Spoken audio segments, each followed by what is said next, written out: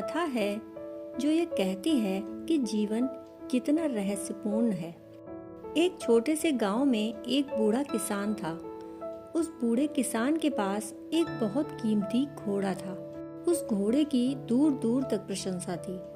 दूर दूर से बड़े बड़े सम्राट भी उस घोड़े को मांगने आए और उन्होंने कहा, जो भी दाम लेना हो ले लो, यह घोड़ा राजमहलों में रहने के योग्य है। तुम किसान, तुमने अपने झोपड़े में इसे क्यों बांध रखा है? तुम जो भी मांगोगे वह मूल्य हम देंगे। परंतु उस किसान ने कहा, प्रेम बेचा नहीं जाता।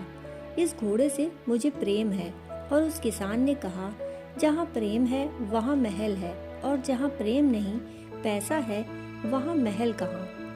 यह झोपड़ा इस घोड़े के लिए महल है, क्योंकि मेरे हृदय में इसके लिए प्रेम है, और मैं इसे बेचने में असमर्थ हूँ, क्योंकि प्रेम को बेचा कैसे जा सकता है। अगर दुनिया में कोई एक चीज है जो बेची नहीं जा सकती तो वह है प्रेम, और सब कुछ बेचा जा सकता है, खरीदा जा सकता है। अब ऐसे आदमी से क्या कहते। राजा थक गए और उस घोड़े की फिक्र छोड़ देनी पड़ी। वह बूढ़ा 80 साल का व्यक्ति था। उसका एक जवान लड़का था, वही बुढ़ापे में उसकी सेवा करता। लेकिन दूर दूर से यात्री उस घोड़े को देखने जरूर आते। वह ऐसा ही शानदार जानवर था। उसकी जवानी, उस घोड़े की पौरुषता, उसका बल वह देखने ही जैसा था। लेकिन एक रात वह घोड़ा पता नहीं कहीं खो गया या चोरी चला गया। अस्तबल सुबह खाली पाया गया। जब वह बूढ़ा सुबह उठकर पहुंचा तो अस्तबल खाली पड़ा था। घोड़ा वहां मौजूद नहीं था। गांव के लोगों को बिजली की तरह खबर दौड़ गई। लोग सुबह ही सुबह इकट्ठे हो गए और कहने लगे, यह तो बहुत बुरा हुआ, यह तो बड़ा दुर्भाग्यपूर्ण हुआ। जिस घोड़े के लाखों रुपए मिल सकते थे वह चोरी चला गया। वे उस बूढ़े को सांत्वना देने लगे कि दुख न करो, अब जो हुआ सो हुआ, भाग्य की बात है। लेकिन वह बूढ़ा कहने लगा, दुख की बात इसमें है ही कहाँ, और कौन कहता है कि बुरा हुआ। हम कुछ भी नहीं जानते कि बुरा हुआ कि भला हुआ।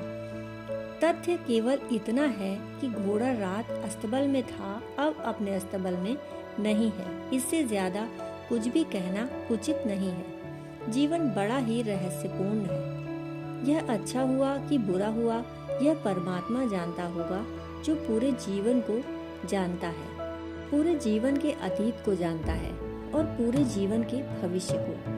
अगर कहीं कोई ऐसा परमात्मा है तो वह जानता होगा कि बुरा हुआ कि भला हुआ। हम कुछ भी नहीं कह सकते कि क्या हुआ। गांव के लोगों ने कहा, इसमें इतनी दर्शन को जोड़ने की कोई जरूरत नहीं। सीधी सी बात है, कीमती घोड़ा था, चोरी चला गया और बुरा हुआ। लेकिन 15 दिन बाद ही गांव के लोगों को क्षमा मांगनी पड़ी। वह घोड़ा वापस लौट आया। वह जंगल भाग गया था और उसके साथ 15 जंगली घोड़े भी आ गए। गांव के लोगों में फिर खबर पहुंच गई कि घोड़ा वापस आ गया और 15 जंगली घोड़े भी लेकर आया है। वे 15 जानवर भी एक से एक शानदार जानवर थे। उन्होंने बूढ़े से कहा, तुम ठीक ही कहते थे, हमारी गलती थी, हम माफी मांगते हैं, यह तो बहुत अच्छा हुआ। बूढ़े ने कहा, फिर तुम गलती कर रहे हो, यह मत कहो कि अच्छा हुआ, क्योंकि हमें कुछ भी नहीं पता कि क्या हुआ। इतना ही कहो कि घोड़ा आ गया, 15 घोड़े भी साथ आ गए। इतने दूर तक तो तथ्य है। इसके बाद कल्पना शुरू हो जाती है। कल्पना मत जोड़ो, मत कहो कि अच्छा हुआ, कौन जाने क्या हो, क्या छिपा हो इनके आने में। लोगों ने कहा, अब व्यर्थ की बातें मत करो, नगद फायदा है, 15 घोड़े भी साथ आ गए हैं, शानदार जानवर हैं, थोड़े दिन में चलना सीख जाएंगे, विक्रय के योग्य हो जाएंगे। लेकिन 15 दिन बाद गांव के लोगों को फिर से क्षमा मांगनी पड़ी।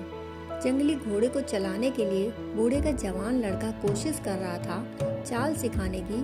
उस पर से गिर पड़ा, उसके दोनों पैर टूट गए। उस लड़के की शादी होने वाली थी। लड़की वाले ने इनकार कर दिया कि पैर टूटे लड़के से शादी नहीं हो सकेगी। बूढ़ा बहुत बूढ़ा था, वह लड़का ही उसका सहारा था, वही सेवा करता था।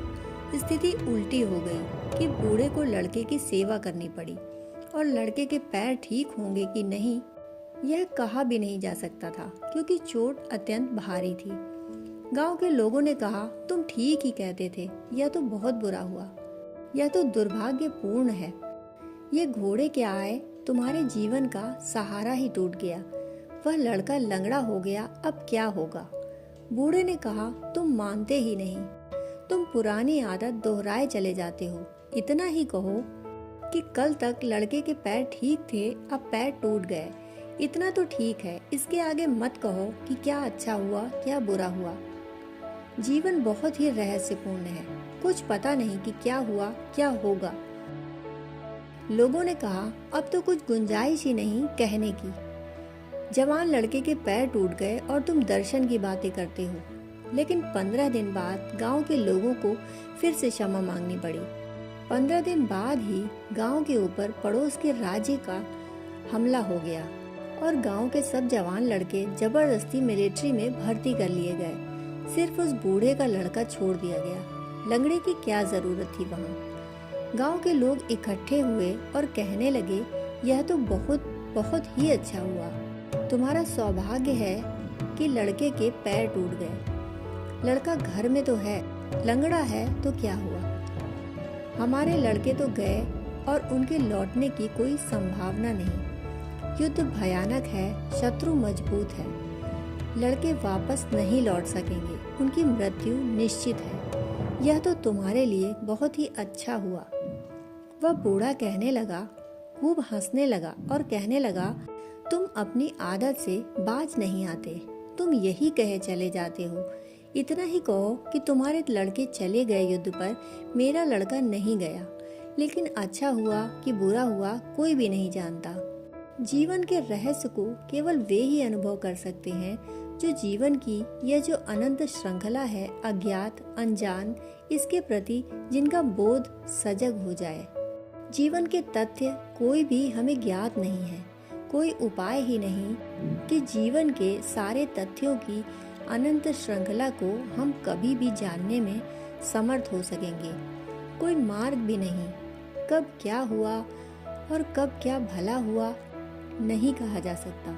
कोई भी नहीं जानता कि इस जगत में जो भी सौंदर्य है, जो भी सुख है, वह किनके कारण है। घोड़ा चोरी चला गया तो बुरा हो गया, 15 घोड़े वापस लौट आए तो अच्छा हो गया। लड़के की टांग टूट गई तो बुरा हो गया, लड़का सेना में जाने से बच गया तो भला हो गया। सब निर्णय, सारी मनुष्यता के सारे निर्णय इतने ही ओछे और थोथे और व्यर्थ हैं। हम रोज ही जीवन के न्यायाधीश बन जाते हैं बिना किसी के पूछे। किसने हमें जीवन का न्यायाधीश बनाया? किसने हमें कहा कि हम जीवन का निर्णय लें? किसने हमें जीवन की अदालत में बिठाया? हम सब अपने ही हाथों स्वनिर्मित न्यायाधीश बन जाते हैं, जीवन का निर्णय लेते हैं और ये सब निर्णय जीवन के रहस्य को नष्ट कर देते हैं। वह जो रहस्यपूर्ण है वह केवल उन्हीं प्राणों को आंदोलित करेगा जिनके पास कोई निर्णय नहीं, जो जीवन को मौन शांत उसकी अनंत अज्ञातता में देखने को तत्पर और तैयार हो जाते हैं। दोस्तों, कहानी सुनने के लिए आपका बहुत बहुत आभार।